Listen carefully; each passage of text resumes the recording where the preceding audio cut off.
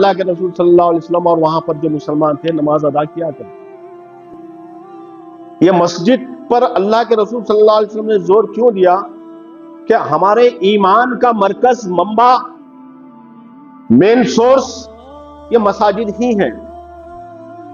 اس لیے اللہ تعالیٰ نے قرآن میں فرمایا بے شک مساجد کو وہ لوگ تعمیر کرتے ہیں جن کے دلوں میں اللہ کا ایمان ہوتا ہے، جو آخرت پر ایمان لانے والے لوگ، قیامت کے دن پر ایمان لانے والے ہوتے ہیں، وہ لوگ مساجد کی تعمیر کرتے ہیں.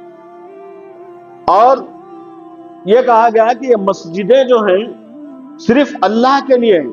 ان المساجد للہ، بے شک مسجدیں صرف اللہ کے لیے ہیں، اور اللہ کے ساتھ وہاں کسی کو پکارنا نہیں ہے، کسی کو مانگنا نہیں ہے، کوئی شرک کرنا نہیں ہے، کسی کو شریک نہیں کرنا.